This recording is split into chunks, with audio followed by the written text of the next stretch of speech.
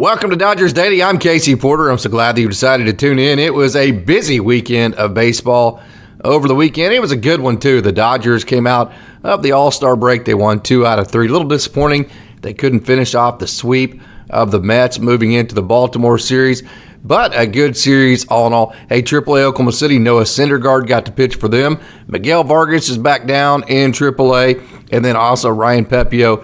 He made his debut back since being off of the IL. So it was a great weekend for them. Michael Busch keeps hitting. Devinmann hit a crazy home run we're going to see today. And AA Tulsa, hey, they're just scratching and fighting and clawing. I've said it many different times.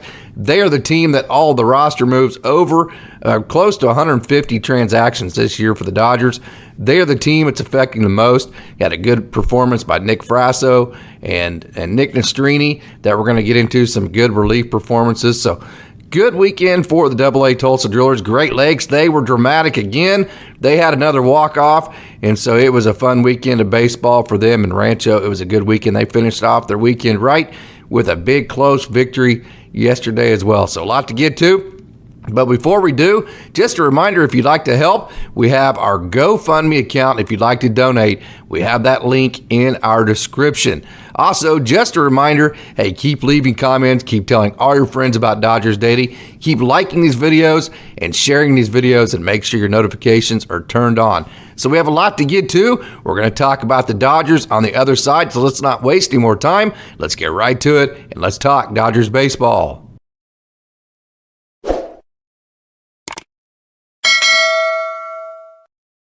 So the Dodgers are 14 games over 500. That's very good, considering I've said it many different times, considering all the different elements that the Dodgers have had to deal with. 53-39, 14 games over 500, in first place by a game and a half over Arizona, just 2 back of San Francisco. So here's the Dodgers Daily question of the day. Who is the biggest threat to the Dodgers, San Francisco or Arizona? Leave me your comments and tell me why you think which team between Arizona and San Francisco is the biggest threat to the Dodgers as far as winning the NL West. So a good weekend. The Dodgers won 2 out of 3. They went into All-Star break by percentage points in first place. They now leave the first weekend series after the All-Star break up a game and a half. So that's always good. Like I said, you would have liked to have scored some runs yesterday and won that game and swept your way, because your schedule is getting very tough here in the recent future. Going to a very good Baltimore team. This is not the Baltimore team that some of the Baltimore teams that we've remembered in the last 5, maybe 10 years. This is a much better Baltimore team. This will be a difficult series for the Dodgers coming up. So, hey, have to start hitting the ball better and keep getting the good pitching that we got over the weekend. As a matter of fact, gave up just 3 runs over the weekend. The pitching did. Juliourias, he went 6 strong innings, gave up no runs and just 1 hit. And hey, with Clayton Kershaw out, I've said I think the Dodgers, if it is all available, that's why I've said several different times, give up whatever prospect capital you have to get Shohei Ohtani, if that's even available. I know several different comments have indicated that a lot of Dodgers fans do not think that the Angels would even be a trade partner with the Dodgers. They don't think either that would be the case, or they just wouldn't trade Ohtani all in all. So that may not even be a possibility, but I'm of the belief you need to find a guy that can fit in right there as your number one, give up whatever prospect capital you have, and then backfill from there. That moves Juliourias to a 1-1A, maybe a 2. That moves Kershaw to a 1-1A, maybe a 2, maybe a 2A or a 3. And then you have Gonsolin, and then, either Pepiot, one of the rookies, or somebody in that 5th spot. And then you backfill your bullpen that has been just absolutely lights out here as of late. You backfill all those guys with the arms that are left, whether it be Sheehan or Miller or Grove, or maybe even a Pepiot. And then you've had the bullpen that has been very good as of late. Talked about how they are climbing. Matter of fact, bullpen, okay, this is per Doug McCain of Dodgers Nation. Doug McCain, in my opinion, is the best Dodgers content creator out there with Dodgers Nation, so give him a look over there. I'm sure most of you who are watching my show know all about Doug McCain. Does a fantastic job. Okay, in the last couple of weeks, 2.15 ERA. That is second in major leagues. 2.1 FIP, that is fielding independent pitching, meaning, hey, some pitchers may play behind better defense than others. So let's take the defense behind you out of the equation. And how should you have done, just based on how you pitched without the defense having to play a factor in it? That is what FIP is. The Dodgers are number one the last couple weeks in that, okay? And then also their K percentage has been very good. Their innings pitched has been very good at 79.2. They're eighth in that. They are number one in home runs given up per 9. So this has been a bullpen that has been, throughout the year, it's been rough. We talked about it. They're barely in the top 20 as far, as a matter of fact, I'm not quite sure. I didn't look last night, but they weren't in the top 20 as far as, one of the best bullpens in the major leagues in terms of ERA. They may have already moved into that after the good weekend as far as pitching goes. But the last couple of weeks, they have been what we've become accustomed to, and that is one of, if not the best bullpen in all the game of baseball. And that is as of late. So that is a great sign to see. So the bullpen has thrown 11 consecutive scoreless innings. Now, of course, you can't take into account the run that Nick Robertson gave up. By the way, the Dodgers seem to put him in the worst positions they put him in. After long rest, they've done that 2 or 3 different times. And then, one time they put him in with Jason Hayward playing first. Second time they brought him with the bases loaded at Colorado. And then last night they brought him in after having not pitched in what I think it was like 8 days. They brought him in the extra innings with, the home team up and only needing to score 1 run with a runner starting at second base. But so other than that 1 run, the Dodgers have thrown 11 consecutive scoreless innings, the bullpen has, and that is since the All-Star break. It may go back further than that. I didn't check, but since the All-Star break, 11 consecutive scoreless innings. Evan Phillips has gone scoreless in 13 out of his last 14 outings. He has been just absolutely fantastic. He had a couple of rocky outings. If you look at his game logs, he has an outing where he gave up 3. I believe he has 2 outings that he gave up 3 and 1 that he gave up 2. And then the rest of them, or most of them, are all zeros. And then maybe, a 1 every now and then. But Evan Phillips has been the guy that the Dodgers have needed him to be. And the thing about this bullpen, there's been so much inconsistency. The Dodgers have had to have Evan Phillips be that rock. That's why a couple of times, maybe as far as the game went, it didn't look like Doc should have brought Evan Phillips in, but the one guy that you got to keep on a routine, that you have to stay sharp, has been Evan Phillips. He's had zero room for error and room for margin because, he's been the one guy the Dodgers, no matter what, have been able to rely on. So Doc's brought him in a couple of times just to keep him sharp because you just simply cannot, risk. You don't have the margin for error to risk that, hey, you gave him too many days off. He comes out, he's not sharp. You've had too much inconsistencies to take those chances. So there have been a couple of games where it was kind of like, why'd he bring him in there? The game was already, decided, but it's because you haven't had the margin for error not to keep him sharp. So I have agreed with those decisions with Doc as far as bringing Evan Phillips in those types of games. I know he brought him in against Kansas City and then threw him 3 days in a row, but again, he's the one guy you have to keep sharp. You cannot afford for him to have even, 2 or 3 outings where he's not on top of his game because the bullpen has been too inconsistent to do that. Okay, 17 strikeouts to just 3 walks during that span, and it's 13 out of last 14 games scoreless. So just absolutely fantastic. Okay, Evan Phillips is pretty darn good. Hey, how about this? Alex Vesia, I've talked about in the past that I felt like Alex Vesia needed to go back down to Oklahoma City and get control of his emotions. Okay, then he got brought right back up, and he's had success since. So that has been very good. And yesterday, Alex Vesia needed only 4 pitches. Okay, here's another comment to leave in the comment section. Has anybody ever seen a 3-pitch inning for any pitcher? I don't think I, with my own eyes, have ever seen a 3-pitch inning. Almost saw it yesterday.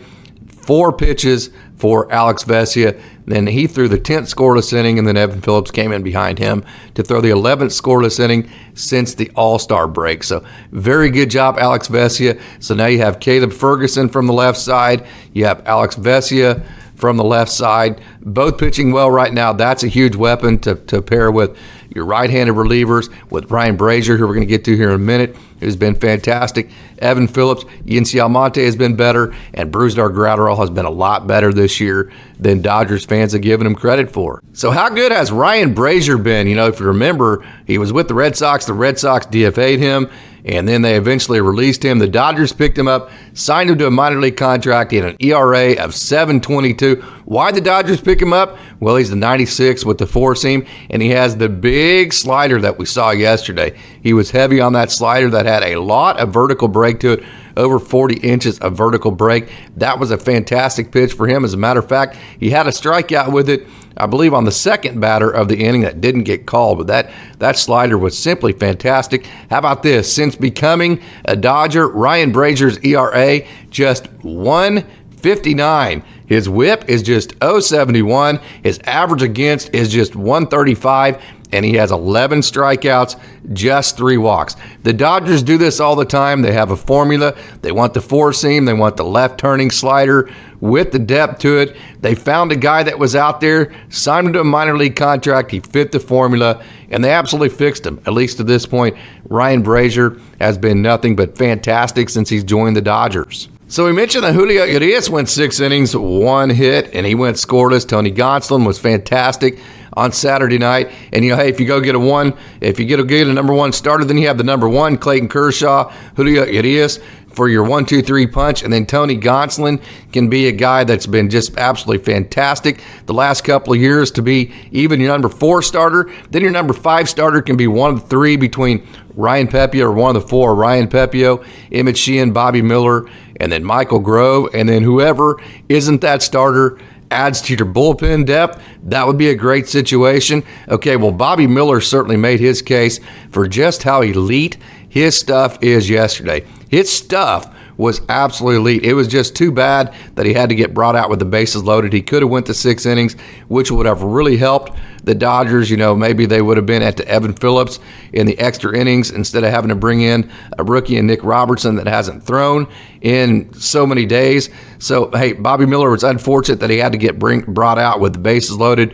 2 outs. Okay, but he definitely showed his elite stuff. His fastball, his four-seam, averaged 98.3. Threw more four-seams yesterday than he did sinkers. He had a 5-pitch mix working, okay, and he was in the zone 50% of the time or more with 3 out of the 5 pitches yesterday with his mix. That is just absolutely elite stuff. When you can average that velo, you can have that many pitches, and then you have that many pitches that also land in the zone. And then his four-seam, his spin, reached as high as 2513, which anything over 2300 is really, really, really good. If you get into the 2600, you're just absolutely the elite of the elite of the elite. So he is borderline, that's borderline one of the absolute best spin rates as far as touching 2513 of any pitcher in the game of baseball. His curveball had 61 inches of vertical break to it, and both his changeup and his curveball had a 67% whiff rate yesterday. And if you remember, in that last inning, he had the bases loaded, 1 out, and hey, Bobby Miller's so competitive, wondering if he was going to let all that fluster him and frustrate him. You just kind of wanted to see how that was going to go. Well, how about dropping 2 curveballs in a row with the bases loaded and 1 out? The next thing you know, he gets the 2 outs, could have had the double play. I don't think he rushed the double play. I just think he missed it. Hey, when you have a ball hit right back at you like that, you don't have a lot of time to react. The depth perception of it is off, so I don't think he rushed it. I just think his depth perception was off on it. He didn't field it cleanly, and then he did a great job of not rushing. After he didn't field it cleanly, he didn't panic and got it out and was in position to give up just the 1 run. And, that's whenever you got brought out, which was unfortunate. He said that he could have kept going. But, hey, you got to respect what the trainer says. So he had a little bit of discomfort. But, hey, Bobby Miller, his stuff was absolutely elite yesterday. So that's a guy, you would hate to push that guy out of a starting rotation for, a career major league guy that has maybe a 4.5 ERA with very little, if no, playoff experience. That's why I'm not for going and getting just an innings eater, going and getting just a guy because he's a major league pitcher that, has the experience that I mentioned just a minute ago. I would rather go with the guy that has 25-13 spin, that has 5 pitches, that has the capability of landing 3 of them in the zone and having an average velo of 98.3. I would rather go with that guy over a career very average, or maybe slightly above average major league guy that the Dodgers could go get. I would be in favor of Miller and or Sheehan or Pepiot over any of those guys. That's why I keep saying that instead of doing that and getting you a 4 or 5 starter, go get the number 1 starter or a guy that could become the closest to a number 1 starter that is available. Give up whatever prospect capital you have. And then, hey, you draft well, you develop well, and the Dodgers will always have an elite farm system because they will keep doing that. So no matter how many prospects the Dodgers give up, hey, those prospects get a cleaner path to major leagues, but they will always replenish them, and the Dodgers will always have redundancy at every position in their farm system at an elite level, and they will always have an elite farm system.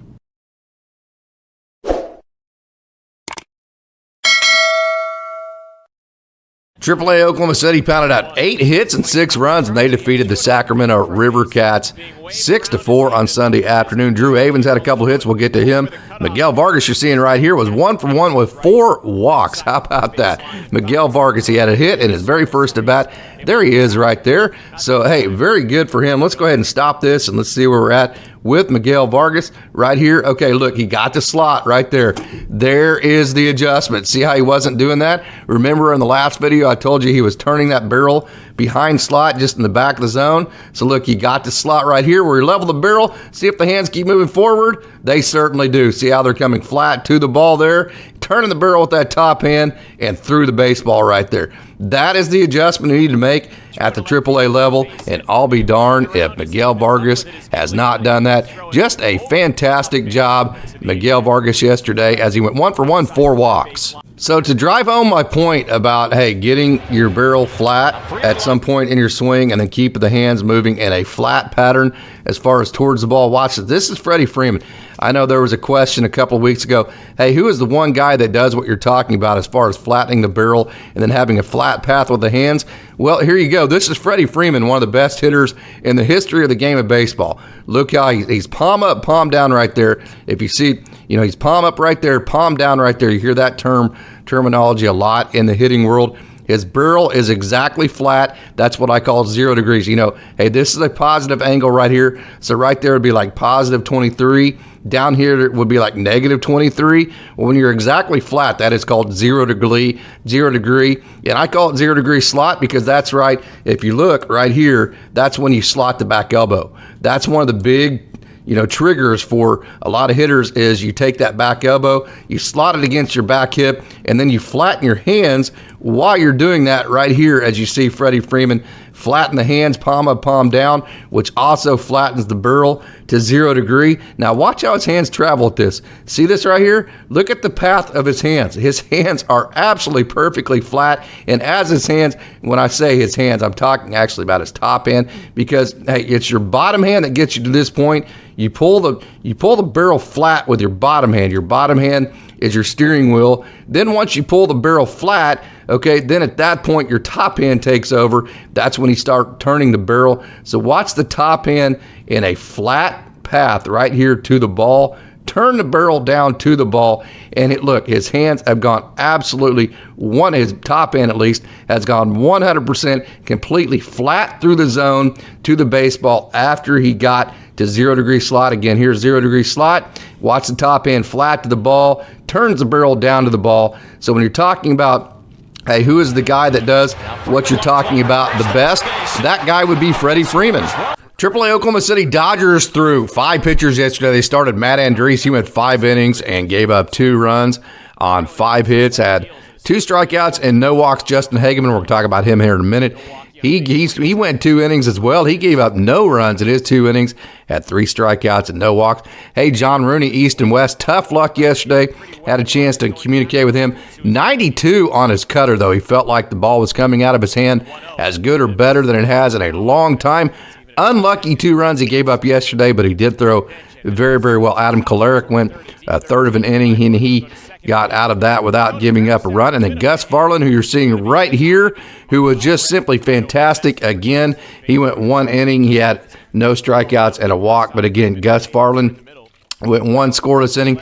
He was, again, 97.1 on the fastball. His spin rate was up above 2,400. So, hey, this is a guy, Gus Varlin. He's gone scoreless in 13 out of his last 14 outings. He has just been simply fantastic for AAA Oklahoma City. And, hey, how about this? His slider was in the zone 67% of the time as well, so it's not just that big four seam. Gus Varlin, again, who has returned after an injury with Milwaukee after he got taken in the Rule 5 draft, has been nothing but fantastic in his last 14 outings for AAA Oklahoma City, approaching 100 miles an hour. So we'll see if the Dodgers consider him to be, hey, maybe possible bullpen depth at the major league level. Ryan Ward, old Wardo, he had a couple of knocks yesterday for AAA Oklahoma City, drove in 3 runs. Wardo has hits in 3 of his last 4 games. I love this young man. Out of Millbury, Massachusetts, graduated with less than 100 kids in his graduating class, only struck out 1 time his senior year there as a Wooly at Millbury, Massachusetts, which is exactly halfway in between Springfield and Boston. He grew up a Boston Red Sox fan, still is a huge New England Patriots fan. I know he's been to at least a playoff game in the last couple of years when New England has been in the playoffs, especially when they had Tom Brady, so he's still a big New England Patriots fan. And this young man can absolutely rake. He's the only hitter in Bryant University history. He's the only Bulldog to hit over 400 in a single season. He did that in 2018. Then 2019, he backed that up the next year by hitting 386 with the Bulldogs. So this young man can rake. He was hitting somewhere around 290 last year and was in the organizational lead. He was between him and DeLuca, and then also Mookie Betts. They kind of traded back and forth, and Michael Bush traded back and forth as far as who had the most amount of home runs in the organization. Bush was one of those guys in that equation. He was hitting right around 290 till he got hurt to end the season and ended up hitting 255, which he never got back in the groove after he came back off of that IL. So this is a young man, Ryan Ward, with a very good left-handed hit tool. Drew Avens from Alabaster, Alabama. He went to southeastern Louisiana, where he is just absolutely a legend there. He said, hey, he went to Hammond, Alabaster, and he went to Hammond, and he just felt like he was home as soon as he walked around the campus and just kind of saw how everything went as far as the pace of life and all that. Got very comfortable. He was actually a very, very, very good two-way player. We saw him pitch, and the last time I reported on Drew Avens, left-handed, and he was throwing 90 miles an hour, one of those left-hander, sinker ball pitchers that keeps the ball low in the zone, keeps you off balance, and just kind of ties you into the ground. He was that type of pitcher. His ERA was right around 3 in college, so a very, very, very good two-way player, very scrappy. Matter of fact, one of the neat stories, I was talking to him on one of my interviews with him, and they played LSU, and he went like 3 for 4 against LSU. And I asked him, hey, was Hunter Fiducia, the AAA catcher, the guys call him Freddie. There's Ryan Pepiot right there, who has actually got to pitch the other day. Freddie, I asked him, was he on that LSU team? He said, absolutely he was. And by the way, I stole a lot of bases last year. Hunter Fiducia was one of the only catchers to throw me out. He said, because Hunter Fiducia had a cannon. So that was a pretty neat little interaction between Drew Avens talking about his teammate, now his current teammate, Hunter Fiducia, who they played against each other when Drew Avens was out southeastern Louisiana, and then Hunter Fiducia was at LSU. Okay, he's had his 4th straight 2-hit game Sunday. So 4 straight 2-hit games, 6 of his last 8 for AAA Oklahoma City. So he's had 2-hit games in 6 out of his last 8, 4 in a row, and scored 2 runs as well. He also has an on-base percentage this month of .373, and he's raised his batting average close to 10 points in July. Drew Avens. This is not AAA Oklahoma City related, but I wanted to get back to James Outman. Look at this great catch. Hey, he scored a run yesterday. He's been good in his last 7 games offensively, and he did that. Hey, this is what the stuff that I've become accustomed to watching James Outman do. Watch these highlights of some of the plays he's made here in the last couple of years in the Dodgers system. Okay, so here's the first one I'm going to show you. That's actually Clayton Beater, who's in the Yankees system pitching there. Watch this. Up over the wall. How about that? James Outman, flip over the wall. That's actually Devinmann playing right field. Great catch, flipping over the wall. Here's him coming in on a ball and fielding one and throwing it home on a perfect one hop to catcher Carson Taylor right there. Great play. This is one of my favorite ones, too. You know, he's a middle linebacker in college. Finds the wall, not scared of the wall, slides, gets up, and throws one in, slides to his right here on a great catch down the line. That's at One Oak Field. And then right here, this was in the Arizona Fall League. Come in, sliding catch, great play, James Albin. And then right here, he comes back in. We saw him throw one from left field. How about him throw one from right field, right on the money again to, I'm not exactly sure who that catcher was right there. I love this play. This is in Wichita. Catches it, throws it to Cody Hosey to third base on a line. Hosey tags him, a double play to end the game there in Wichita. So James Outman here one more time. Here's another great play around the wall. Just a middle linebacker in high school, not scared of contact. Very aggressive player. There's another diving catch for him, James Outman. How about this? You know, I've seen a lot of things in my days in baseball, and they say you see something new every day. Watch this.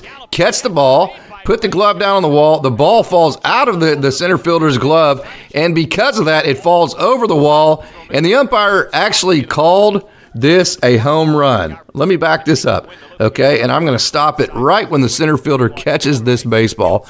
Okay, right here, center fielder catches the ball. Okay, he caught the ball right there. Let me back it up again. Let me get it back to right. Okay, so here we go again. Here's the center fielder. He catches the ball. The ball is in his glove right there. Okay, and this is like football, that catch, no catch, where you catch the ball, but then you hit the ground, and then it comes out, and they call it a no catch. So the center fielder clearly has possession of the baseball right here. He takes 3 steps, okay, then he braces himself against the fence. Now look at his glove right here. His glove is getting ready to go over the fence right there, and as his glove goes over the fence, he drops the ball on the other side of the fence, and whenever he comes back, he does not have the ball in his glove at this point, and because of that, the umpires called that a home run. How about that? Never seen that before in my life. That was awesome. Hey, Alec Gamboa, the young man out of Madera, California, and what I want you to see here, watch his leg kick. This got brought up, leg kick. That is Fernando Valenzuela to a T, and that is not by surprise. That is actually by design. You know, I said that Gamboa grew up in Madera, California, which is in the Fresno area, and he and his family, they still are diehard Dodgers fans, so it's a dream for him to be in the Dodgers organization. And growing up, his number one idol was Fernando Valenzuela, and so he did everything to try to mimic and idolize and do everything just like Fernando Valenzuela, tried to make his pitching motion look just like Valenzuela, and it certainly does. I've had it mentioned to me that, hey, whenever he throws the ball, he looks like Fernando Valenzuela with his leg kick and everything else, and that is intentional. As a matter of fact, his first uniform in pro ball, he requested Valenzuela's number, and he actually got it in the Complex League. So very cool story for Alec Gamboa, who, by the way, in this performance hit 99 miles an hour. And this young man, his ERA is approaching 1. His whip is under 1, and he has been just absolutely lights out for AAA Oklahoma City. Hey, the transition from AA to AAA for Alec Gamboa has been a totally successful one, which isn't always the case because you're going into hitter-friendly environments. But again, Alec Gamboa, 99 on the 4-seam. His ERA is under 1, so is his whip. This young man has been lights out for AAA Oklahoma City. Noah Syndergaard had a good outing for AAA Oklahoma City. This would have been on Saturday. Syndergaard went 5 innings. Hey, it's not necessarily how many runs did he give up or how many hits. It's not necessarily all of that. He did give up 2 earned runs, but he had 6 strikeouts and no walks. That was the one thing. Hey, he didn't strike out enough guys. So I thought the 6 strikeouts in 5 innings combined with the no walks was a big telling sign. Very encouraging. And he featured 6 pitches. The sinker was the most. He threw the sinker the most, and his average exit velo, so his strikeouts were high, and then the average exit velo was low at just 81.4, and he had a 67% whiff rate on his changeup. So this was a very successful outing for Noah Syndergaard. This is footage from Ryan Pepiot's return. He was scheduled to go 2 innings. That's exactly what he went. He gave up 1 run, had 2 Ks and a walk. He touched 96, so good to see that. He had the oblique injury that's kept him out for a while, so you never know how that's going to play. Seeing the 96 on the velo, very good seam with the 4-seam, and the spin was very good, 24.66 on the spin. Again, that is a very, very, very good spin rate for the four-seam. He threw his changeup 7 times. He got his changeup swung at 3 times, and on the 3 times that the River Cat swung at his changeup, they missed twice. His cutter was also in the zone. Cutter, slider, whatever you want to call it. I've talked about one of the adjustments in the offseason for Pepiot was to shape his slider differently based on the count, make it smaller like a cutter to get more strikes with it, then give it more depth when you have plus counts. So, hey, he was able to do both of that. He kept the slider small to get strikes, and he also, when he had plus counts, had 31 inches of vertical break on his slider/cutter. So, good performance back for Ryan Pepiot. This is Mike Montgomery, left-hander that has a world of Major League experience, and hey, trying to make his way back would be a great story if he could make it back to the Major League level. Want to show you this big breaking ball. He was very impressive for AAA Oklahoma City over the weekend. He went 5 innings, gave up just 1 run, had 7 strikeouts and just 1 walk. I've talked about it. Hey, you saw Dylan Covey earlier in the year get brought up, then get DFA'd. That, hey, if you want to dive into your AAA pool of guys with major league talent, I think that, I've said Matt Andriese all year is probably number 1 on that list. I think Mike Montgomery is probably, I've said that a couple times now, jumped to the top of that list. He had a 5-pitch mix going, but hey, the big breaking ball and the changeup were really, really good pitches. Didn't throw any one pitch more than 23% of the time, so very unpredictable. And like I said, the change in curve were very good. They actually had a whiff rate of 67%, so there's a good look at left-handed veteran Mike Montgomery. Moving on to the AA Tulsa Drillers, Nick Frasso turned in a great start. I believe this was on Friday for AA Tulsa. As the days get put together, sometimes I forget which day is what. That's kind of a typical baseball season. When you get in the middle of it, great start. He went 4 1/3 innings. He struck out 6 and walked down. I know some Dodgers fans were a little concerned about him because he hadn't been going very long in some outings, and then others had gone just a touch sideways. But hey, the last 2 outings for Nick Frasso have been simply fantastic. He struck out 6 and walked none in his Friday night outing at Midland, Texas. Very hot Midland right now. It is very, very hot. Fastball was good. Secondaries were absolutely on point. And hey, this was the longest outing for Nick Frasso since May 6th and the second longest of the year. So not only was he very effective, he also went good length, and that is what Dodgers fans want to see out of Nick Frasso. On Saturday, Tanner Dotson, Antonio Knowles, Braden Fisher, and Jordan Leisure, they all teamed up in the bullpen to throw scoreless innings for AA Tulsa in a shutout win over Midland. The Midland Rockhounds are the AA affiliates of the Oakland A's. Tanner Dotson got the win. You're seeing that is right there. You're seeing Braden Fisher on your screen. That is Jordan Leisure that you're seeing there. Tanner Dotson got the win. Antonio Knowles got his first hold. Braden Fisher got his 5th hold. There is Tanner Dotson right there. He was traded for Luke Raley, who's with the Tampa Bay Devil Rays right now. And Jordan Leisure got his 9th save. So it was a great job combined. The shutout for AA Tulsa with the starting pitching and the bullpen. Great work, boys. Hey, how about Ricky Vanasco? If you remember, the Dodgers picked him up after, I believe it was the Red Sox DFA'd him and released him. The Dodgers picked him up, signed him to a minor league contract. He was actually on the 40-man. The Dodgers then had to DFA him again, and then he cleared waivers, and he is now with the Dodgers at the AAA level with the AA Tulsa Drillers.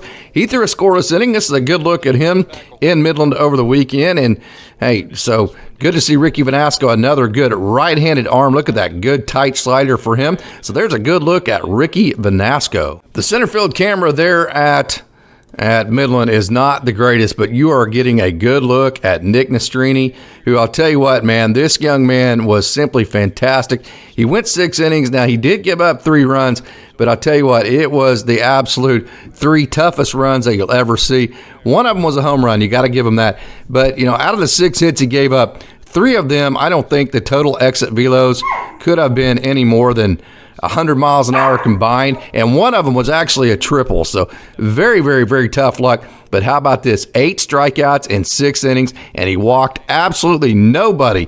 Nick Nastrini, when he's not walking people, his stuff is some of the best in all of the minor leagues. Good fastball that's in the mid, sometimes higher than mid-90s, and he has a good 4-pitch mix. So, hey, how about the 8 strikeouts, no walks, just 6 hits total for Nick Nastrini, 3 runs. And again, very, very, very tough luck on those 3 runs. I'll tell you this, look at that good 4-seam up. If he keeps throwing like that, he's going to be in the major leagues before you know it. Miguelvargas had 2 hits for AA Tulsa yesterday, and that was his second multi-hit game in a row. Vargas is hitting .280 so far in July. His on-base percentage is .367. That's what he does. This guy is elite at getting on base. He led the Midwest League for a year and a half in on-base percentage, plus he has 12 home runs on the season. So he has a good mix of average and also being able to get on base. Typical Dodgers formula for an offensive player, and another stretch where Miguelvargas is getting a lot of hits and getting on base a lot. About first-round draft pick from 2019 who has just had a whale of time trying to stay healthy and then get his offensive game consistent. Cody Hosey hit home run number 5 yesterday for AA Tulsa. It was a bomb. That is a very, very, very tall wall there in left center. So to hit it over that left center field wall takes a pretty good shot, and that's exactly what Cody Hosey hit yesterday. He had 2 hits yesterday. He's hitting .306 so far in July. Hosey hit .296 in June, so hey, no doubt about it, in my opinion, this is the best groove that Cody Hosey has been in since 2019. Hopefully no end in sight. He's healthy. Let's knock on wood. Let's stay healthy, Cody, and let's show everybody exactly why you're a first-round draft pick and keep raking. Ronan Kopp was topping 96-97 in his performance on Friday. He gave up just 1 run, and he went 3 innings. Of course, the Dodgers are very careful with their arms at the minor league level. So just 3 innings, but gave up just 1 run, topping 96-97. Kopp had 5 Ks, gave up just 1 hit and 1 walk, and he's allowed 1 or less runs in 12 of his 16 outings this year, and has allowed just more than 2 just 1 time.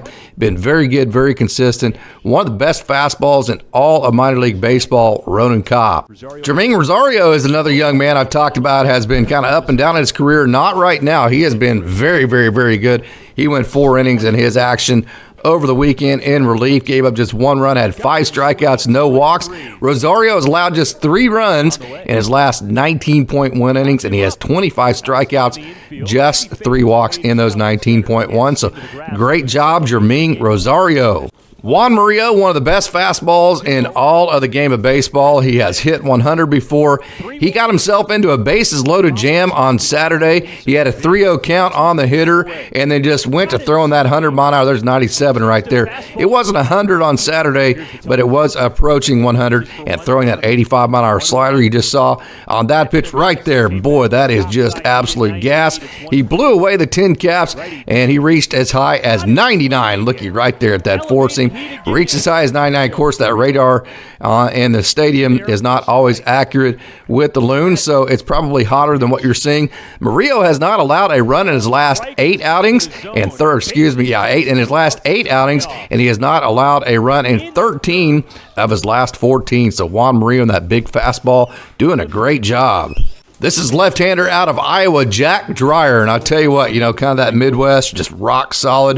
That's kind of just how you would describe him, man, both for his year and his outing on Saturday. He went 1 scoreless, and this was his 21st scoreless outing of the year. He struck out 2, gave up no hits, and Jack Dreyer's ERA is down to 2.84, and he's given up more than 1 run just 3 times. So, like I said, Jack Dreyer, look at that big breaking ball, 79 miles an hour, has a good fastball, and of course he's left-handed, so that helps.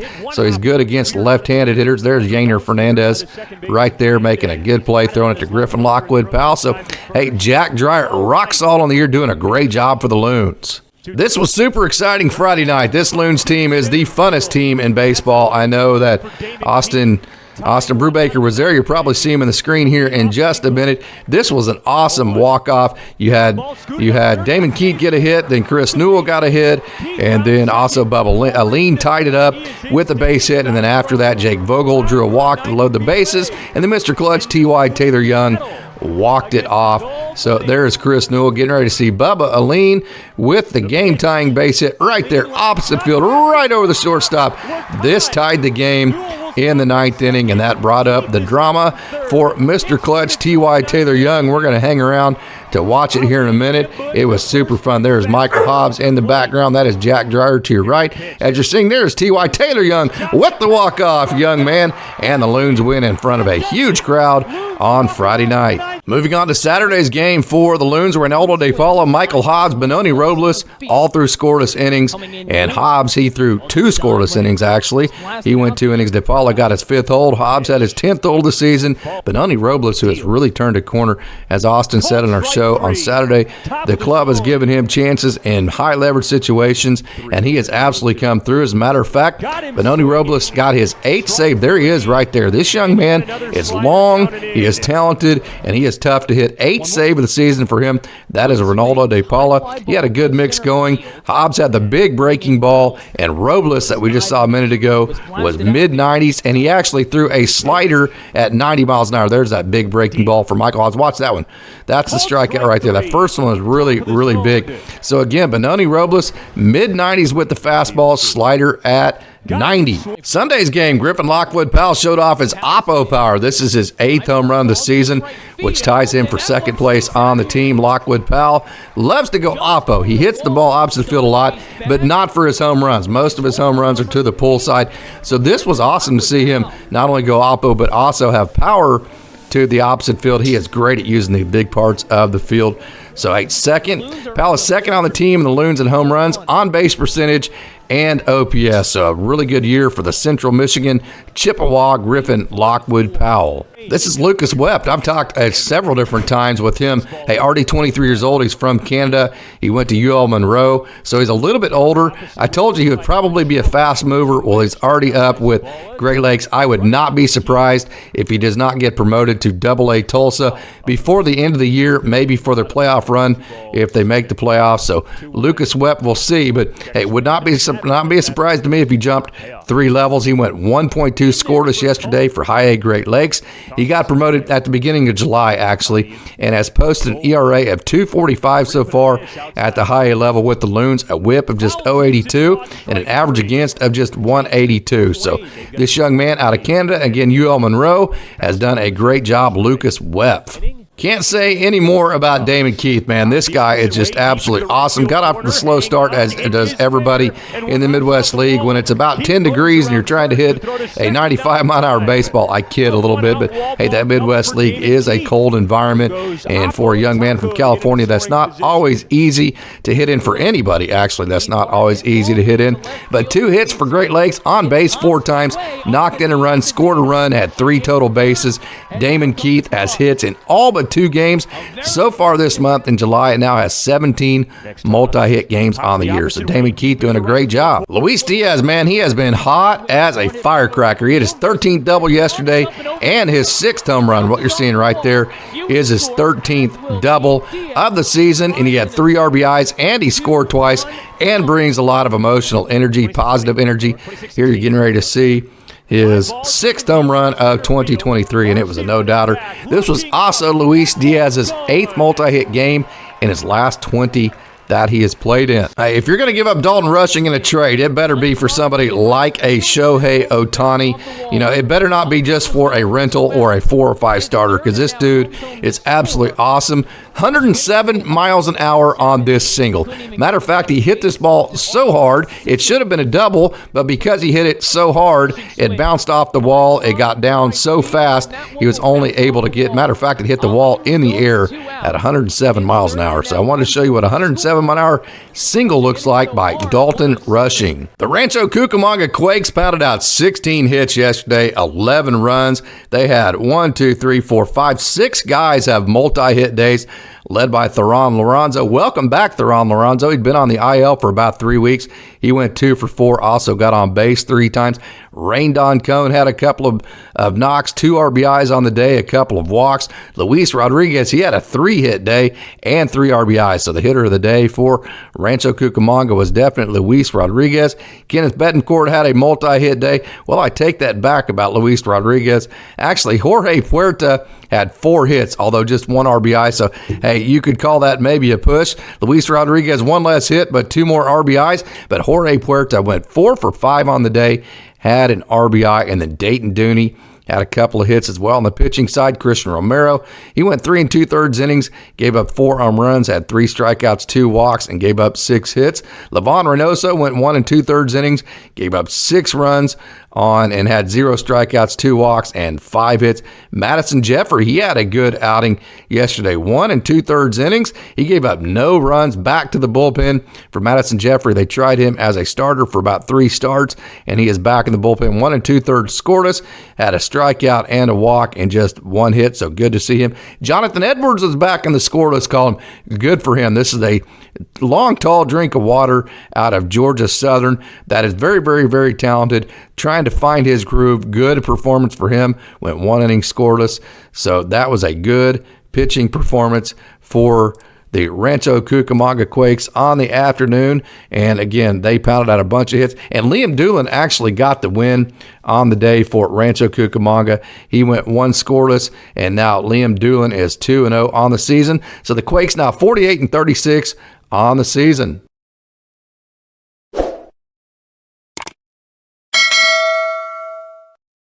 So there you have it. I told you it was going to be a very, very, very busy show. A lot of great action over the weekend. Dodgers in first place. Great minor league action. So I hope you enjoyed the show. The next show you'll see from me will be Wednesday morning, so I hope you tune into that one. Hey, just a reminder, if you'd like to help, we have the link to our GoFundMe account in the description. So just click on that and it'll take you right to where you can help by donating. Also, hey, if you like this video, keep leaving your comments. Like this video, share this video, tell all your friends about this video. The more people interact with it, the more it gets suggested, the more it gets seen, and the more that we keep growing and keep providing content like this in the future. And make sure your notifications are turned on. As always, thanks for tuning in, and go Dodgers.